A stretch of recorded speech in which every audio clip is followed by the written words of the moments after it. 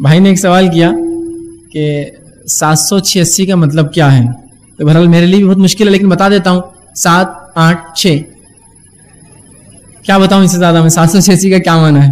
ٹھیک ہے، اس کا دیکھیے 786 کا جو ہے کئی معنی ہوتے ہیں.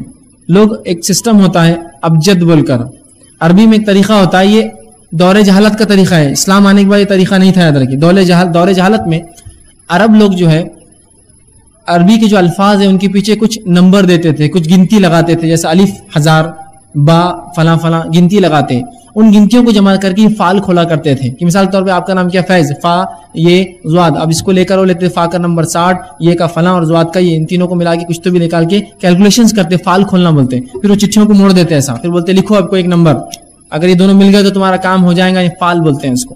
تو یہ ابجد طریقہ تھا، شریعت نے اس چیز کو حرام قرار دیا. یاد رکھیں شریعت ایسے کوئی فعال کو نہیں مانتا ہے.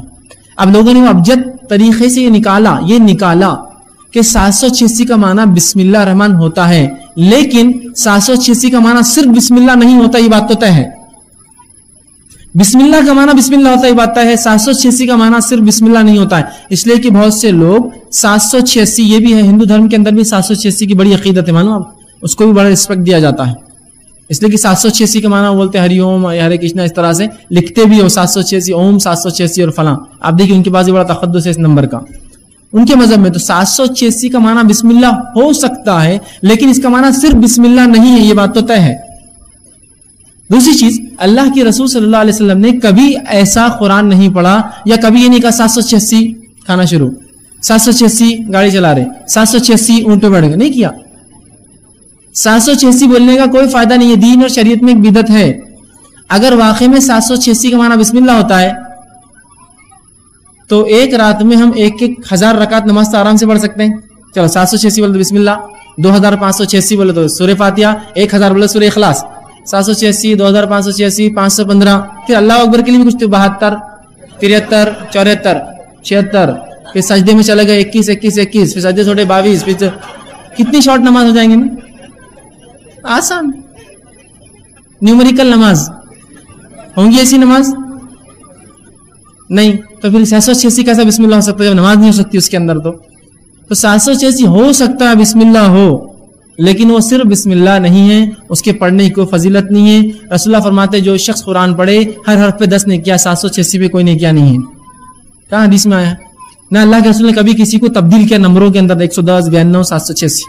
کالج لائف میں جو ہم تھے، کالج کی زندگی میں، تو کچھ بچے ہوتے 786/92، تو جب بھی میرے کو ایسا کوئی لکھا ہوا دکھتا تو میں لے کے کیلکولیٹر سے ڈیوائڈ کر کے 786 کو 92 سے ڈیوائڈ = کر کے جواب لکھ دیتا تھا وہاں. تو یہ کیا، یہ تو میں نے کہا تم نے لکھا تھا 786/92، تو میرے کو لگا تم کو ضرب کرنا تقسیم کرنا نہیں آیا، میں نے تقسیم کیلکولیٹر سے = لکھ دیتا تھا میں آگے، اس برابر ہوا اس کے. نہیں یہ تو بسم اللہ ہے. تو میں نے اچھا ٹھیک ہے، نماز میں پڑھتے ہو ایسا بسم اللہ؟ تو کہا نہیں وہ تو جائز نہیں. تو پھر یہاں کیسا جائز ہوں گے جب نماز میں جائز نہیں؟ تو کیا قرآن ایسا پڑھ سکتے ہیں؟ اگر ایسا ہو تو پھر تو سورہ بقرہ اللہ کیوں نازل کیا خامخواہ اتنے 3 پاروں پہ مشتمل سورہ؟ ہم کو کہہ دیتا ہے 1 لاکھ 2 لاکھ 586 786 809 کیا ہی سورہ بقرہ. پھر کیا پڑھنا سورہ آل عمران، یہ 2 منٹ کی بات ہے. چلو کیا ہے 5608 بڑا ہوگا سورہ بقرہ ہے نا. اور تراویح کے لیے 1 مہینہ کیوں کھڑے رہنے کی ضرورت ہے؟ ایک ہی وقت میں 8 یا 20 رکعت میں پوری ختم کر دو، اس کو کھڑ رہے کے پورے نمبر پڑھتے جاؤ، ایک کے بعد ایک جو ہے ثواب ملیں گا نہیں، گناہ ملیں گا. کہ شریعت کو چھوڑ کر اللہ کے نبی تو پورے سورے پڑھے، صحابہ تو پورے سورے پڑھے، ان کی زندگی میں کوئی نمبر نہیں آئے، تم کون ہوتے اس کو تبدیل کرنے والے؟ تو 786 بہرحال 7 8 اور 6 ہوتا ہے. اس کے علاوہ مجھے نہیں معلوم اس کے اور کیا کیا معنی لوگ لیتے ہیں شریعت میں، لیکن اس کا کوئی وجود نہیں ہے.